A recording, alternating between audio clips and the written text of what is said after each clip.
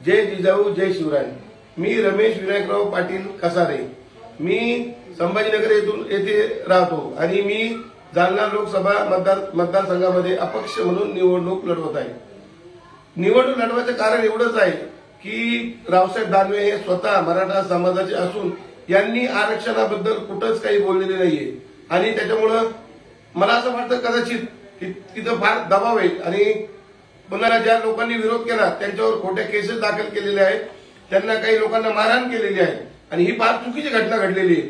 पण आणि ऐकलं, हे आहेत रमेश पाटील। रमेश पाटील हे त्यांच्या कॉल रेकॉर्डिंगमुळे सोशल मीडियावर मोठ्या प्रमाणात प्रसिद्ध झालेले आहेत। रमेश पाटील यांच्यावर कॉल रेकॉर्डिंगमुळे कारवाई सुद्धा झालेली आहे। आता हेच रमेश पाटील जालना लोकसभा मतदारसंघामधून उमेदवारी अर्ज दाखल करणार आहेत आणि जालना लोकसभा निवडणूक लढवणार आहेत। आता जालना लोकसभा मतदारसंघामध्ये अगोदरच भाजपचे उमेदवार रावसाहेब दानवे हे मागच्या 25 वर्षापासून या ठिकाणी खासदार आहेत आणि त्यांच्या विरोधात काँग्रेसकडून म्हणजे महाविकास आघाडीकडून कल्याण काळे ही सुद्धा मैदानात आहेत।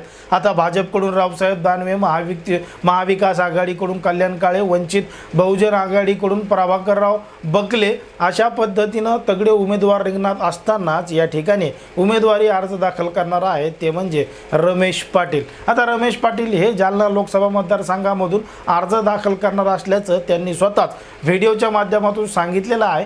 पण मात्र जालना लोकसभा मतदारसंघामधून अजून एक अपक्ष उमेदवार निवडणूक लढवणार असल्याचं सुद्धा चर्चा आहे आणि त्यांनी सुद्धा त्या पद्धतीचं सांगितलंय आणि ते नाव म्हणजे मंगेश साबळे यांचं। आता मंगेश साबळे हे फुलंब्री तालुक्यातील गेवराई पायगा या गावचे सरपंच आहेत अपक्ष म्हणून, ते त्या गावामधून निवडून आलेले आहेत आणि त्यांनी सुद्धा जालना लोकसभा निवडणूक लढवण्याचा निर्णय घेतलेला आहे। सोशल मीडियावर ते सुद्धा मोठ्या प्रमाणात प्रसिद्ध आहेत, त्यांना सुद्धा चांगलं लोकप्रियता मिळत आहे। पण मात्र या ठिकाणी रमेश पाटील हे सुद्धा निवडणुकीच्या रिंगणात उतरणार आहेत। आता रमेश पाटील निवडणुकीच्या रिंगणामध्ये उतरल्यामुळं जालना लोकसभेमध्ये त्याचा कशा पद्धतीनं कोणत्या पक्षाला फायदा होतो, कोणत्या पक्षाला नुकसान होतं हे सुद्धा आपल्याला पाहावं लागेल। पण मात्र जालना लोकसभा मतदारसंघामध्ये आपण जर पाहिलं तर रावसाहेब दानवे हे भाजपकडून उमेदवार आहेत, मागच्या 25 वर्षापासून खासदार आहेत आणि एक तगडं व्यक्तिमत्व या लोकसभा मतदारसंघामध्ये असताना त्यांचा पराभव करण्यासाठी महायुतीनं त्या ठिकाणी, महाविकास आघाडीने त्या ठिकाणी कल्याण काळे यांच्यासारखा एक उमेदवार दिलेला आहे आणि त्याचबरोबर वंचित बहुजन आघाडीचा सुद्धा त्या ठिकाणी उमेदवार आहे। तिरंगी लढत होत असतानाच या ठिकाणी मंगेश साबळे यांचं नाव सुद्धा चर्चेमध्ये आहे, ते सुद्धा निवडणूक लढवणार आहेत आणि या ठिकाणी आता रमेश पाटील यांनी सुद्धा निवडणूक लढवण्याची घोषणा केलेली आहे।